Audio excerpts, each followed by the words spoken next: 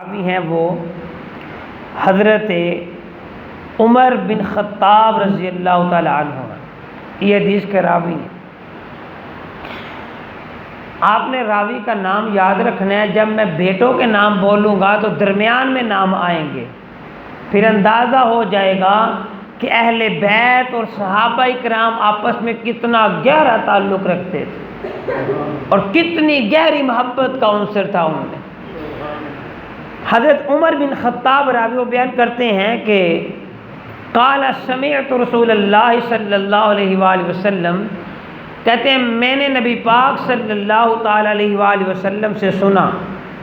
یقول، نبی پاک علیہ السلام نے فرمایا، کل بنی انسا، آقا علیہ السلام نے فرمایا کہ ہر عورت کے بیٹوں کی نسبت ان کے باپ کی طرف ہوتی ہے،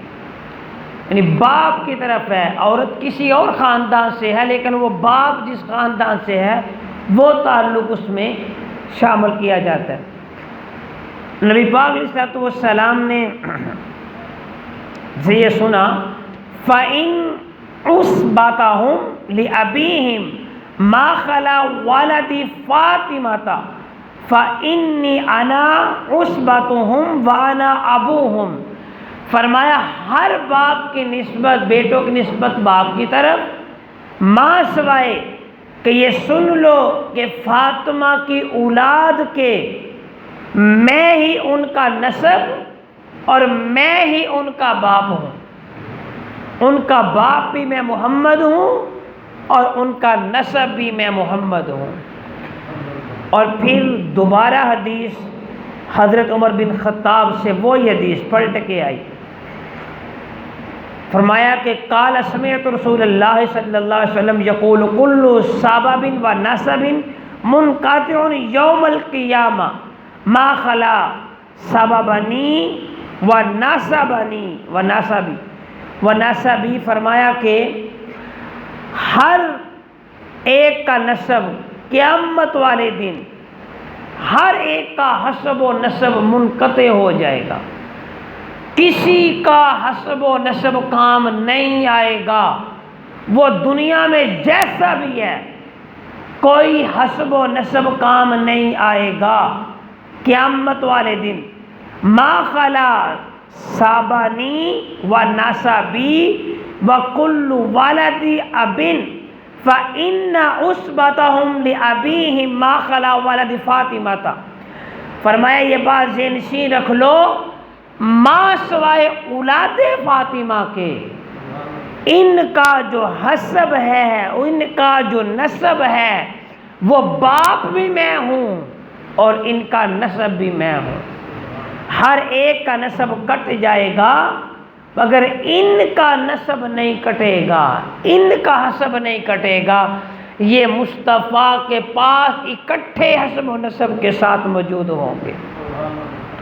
یہ وہ عظیم اصل، یہ بھی حدیث سید فاروق اعظم سے مروی۔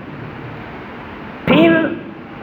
آگے حدیث ہے حضرت عبداللہ بن عباس، وہ بیان کرتے ہیں کہ نبی پاک علیہ السلام بیٹھے تھے، حضور علیہ السلام نے فرمایا کہ لوگوں میں تمہیں ان کے بارے میں نہ بتا دوں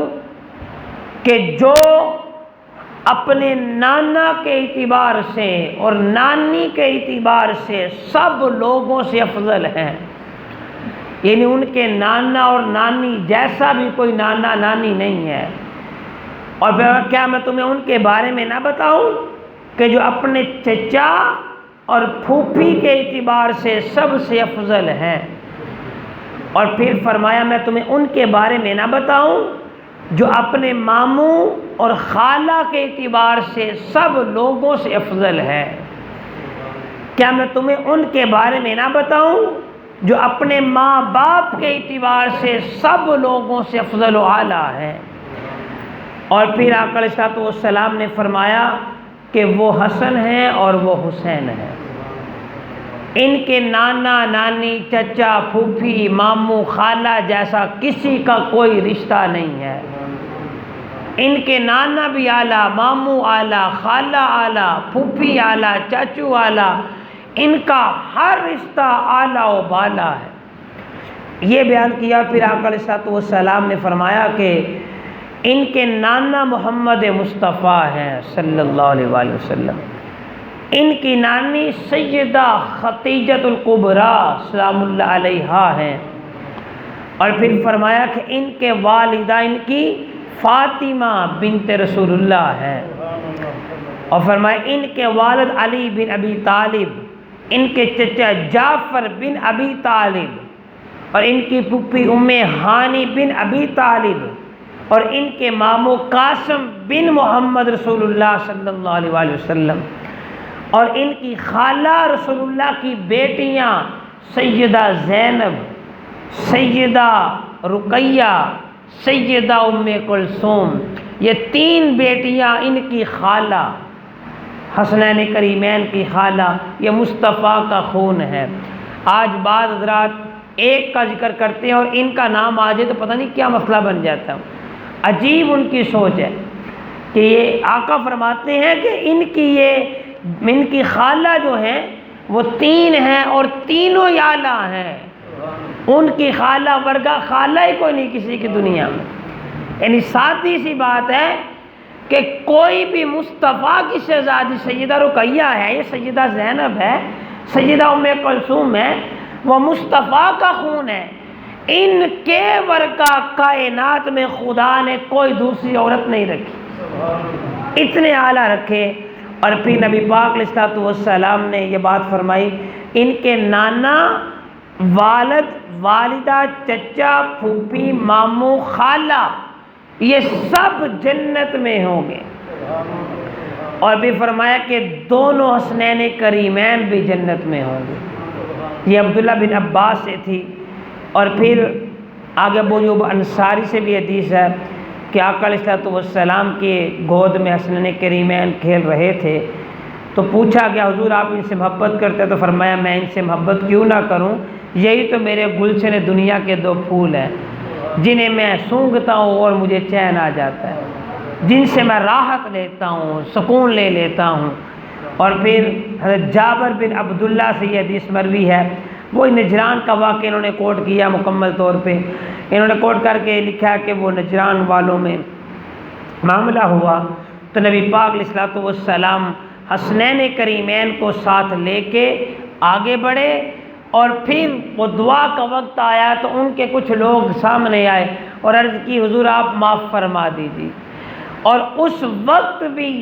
دین پر مشکل تھی تو حسنین کریمین سامنے دین کے لیے آ چکے تھے۔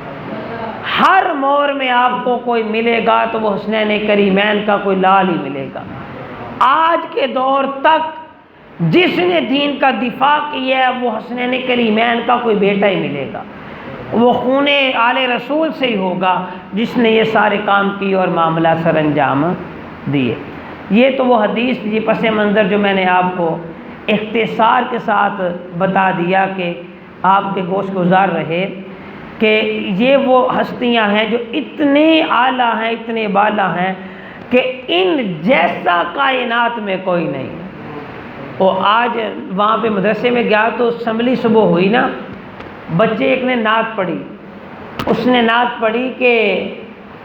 پہلے کنکر کو کلمہ پڑھاؤ پھر کہنا وہ ہم جیسے تھے۔ یہ نعت اس نے اشعار میں ملا کے پڑھی، اور میں پہلے بھی ایک دن سنی تھی وہاں پہ ہی، تو پھر اس نے بولا کہ سرور جی کی باتیں چھوڑو وہ تو بڑی بلند، وہ چھوڑو ان کے غلاموں سے بن جاؤ پھر کہنا وہ ہم جیسے تھے۔ یعنی مصطفیٰ کی بات کرنا وہ تو بڑی اعلیٰ ہے، وہ سرور جی کے غلاموں جیسا بن جاؤ پھر کہنا وہ ہم جیسے تھے۔ وہ بچے نے اشعار پڑھے، بڑے اچھے لگے، میں کل آپ کو سارے ریپیٹ کرواؤں گا وہ کہ وہ کتنے اچھے شعر تھے، اور مجھے اس پہ یہ نقطہ نظر آیا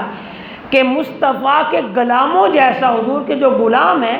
ان جیسا آج تک غلام نہیں پیدا ہوا۔ ایک غلام لے لیں، سارے چھوڑ دیں، ایک غلام جنہیں لوگ کالا کہتے تھے، جن کے نقش و نگار موٹے تھے، جنہیں لوگ معاذ اللہ گٹیا کہتے تھے، ایک غلام لے لو، اس غلام کا مقام دیکھ لو، سارے صحابہ نیچے کھڑے ہیں، بلال کعبے کی چھت پہ ہے۔ بلال جیسا کوئی بلال آیا؟ صدیاں بیت گئی، کوئی آیا؟ جب بلال جیسا غلام نہیں آیا تو حسین جیسا حسین کیسے آئے گا؟ بلال جیسا کوئی دوسرا مانے بلال نہیں جنا تو پھر حسن جیسا دوسرا لال کیسے وہ جنے گی؟ اسے سمجھ لیا جائے تو وہ سمجھ آ جائے کہ ان کے غلاموں جیسا بن جاؤ، پھر کہنا وہ ہم جیسے تھے۔ تو سرکار کی بات تو بڑی ماورا ہے۔ تو مقصد ہم اس بات کو لے رہے ہیں کہ ہم کسی ایک کی بات شروع کر دینا تو وہ اتنی ماورا ہو جاتی ہے کہ ان جیسا کائنات میں نہیں ملتا۔ جب ان جیسا نہیں ملتا تو محمد مصطفیٰ کے لالوں جیسا کیسے ملے گا؟ ٹھیک ہے، اور یہ بات آپ اپنے گوش گزار ضرور رکھا کریں کہ مقابلے موازنے نہیں کرنے، اتنا ذہن نشیں رکھنا ہے کہ جو مصطفیٰ کا خون ہے اس خون جیسا دوسرا خون نہیں ہو سکتا، اور جو غلام ہے اس جیسا دوسرا غلام کوئی نہیں ہو سکتا۔ جو وفا مصطفیٰ کے غلاموں نے کی ہے، سیدنا صدیق اکبر بھی غلام تھے، فاروق اعظم بھی غلام تھے، عثمان غنی بھی غلام تھے، مولا علی بھی غلام تھے، صحابہ کی لسٹ میں وہ الگ بات اہل بیت اطہار کی لسٹ میں آئے، تو ان کے معاملات بڑے اور ہیں۔ تو بات اس لیے آپ کو ذہن سے آ جانی چاہیے کہ ہم کیا کہنا چاہتے ہیں اور ہمارا مقصد اہل سنت کا ہے کیا۔